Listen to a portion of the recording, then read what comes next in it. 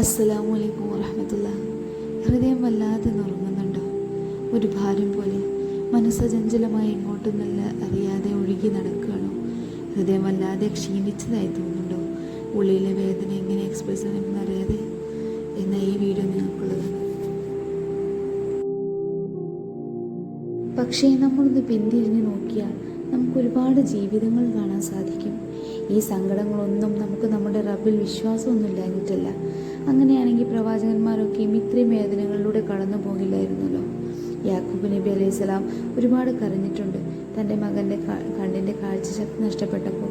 നമ്മുടെ മുത്തുനബി സല്ലല്ലാഹു അലൈഹി വസല്ലം എത്രത്തോളം വേദന അനുഭവിച്ചിരിക്കുന്നു തൻ്റെ പ്രിയപ്പെട്ടവരുടെയൊക്കെ വിയോഗം കണ്ട്.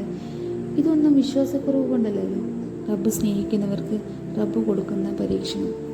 റബ്ബിനോട് സംസാരിക്കൂ. റബ്ബ് നിങ്ങൾ കേൾക്കാൻ തയ്യാറാണ്.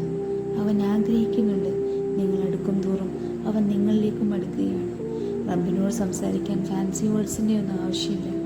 നിങ്ങളുടെ സ്വന്തം ഭാഷയിൽ യാ അല്ലാഹ്, ഞാനൊരു സ്ട്രഗിളിലാണ്, എന്നെ ഒന്ന് ഹെൽപ്പ് ചെയ്യണേ റബ്ബേ. അവൻ ചെയ്തിരിക്കും ഇൻഷാ അല്ലാഹ്. പ്രാർത്ഥിക്കുക നിങ്ങളുടെ ഹൃദയം കൊണ്ട്. നിങ്ങൾ വല്ലാതെ മാനസികമായും ശാരീരികമായും ടയേർഡാവുകയും പ്രാർത്ഥിക്കുക ഇഖ്ലാസോടെ, തഖ്വയോടെ. അതിന് ഏറ്റവും മനോഹരമായ പ്രാർത്ഥന എവിടെയാണെന്ന് അറിയൂ? നിങ്ങൾ സുജൂദിലായിരിക്കുമ്പോഴാണ്. അള്ളാഹുവിനെ കുറിച്ചുള്ള ഓർമ്മകളിലല്ലാതെ നമുക്ക് സമാധാനം കിട്ടില്ല. അത് നമുക്ക് പഠിപ്പിച്ചു തന്നതാകട്ടെ വിശുദ്ധ ഖുർആനും. സൂറത്തുൽ ളുഹ അവതരിച്ചത് നബി സല്ലല്ലാഹു അലൈഹി വസല്ലം ഒറ്റപ്പെട്ടപ്പോഴാണ്. അപ്പോൾ മുത്തുനബി സല്ലല്ലാഹു അലൈഹി വസല്ലമയ്ക്ക് ഓർമ്മപ്പെടുത്തി കൊടുത്തു അല്ലാഹു, നബിയെ നിങ്ങൾ ഒരിക്കലും ഒറ്റക്കല്ല, വായിക്കൂ, എന്നിട്ട് മനസ്സിലാക്കൂ, ഇത് റബ്ബിൽ നിന്നും നിങ്ങൾക്ക് വന്ന നിങ്ങളുടെ ഹൃദയത്തിലേക്ക് വന്ന കത്താണ്. മനസ്സിലാക്കൂ, ഏതൊരു വേദനയ്ക്കും റബ്ബിൻ്റെ അടുത്ത് ഒരു ഉദ്ദേശം ഉണ്ടായിരിക്കും തീർച്ച. ഈ സങ്കടത്തിന്, ഈ വേദനയ്ക്ക് ഒരു പ്രതിഫലമുണ്ട്. ഓരോ കണ്ണുനീർത്തുള്ളിയും അവൻ കാണുന്നുണ്ട്. ക്ഷമയുടെ ഓരോ നിമിഷവും നിങ്ങളെ കൊണ്ടുപോകുന്നത് സ്വർഗത്തിലേക്കാണെന്ന് മറക്കരുത്.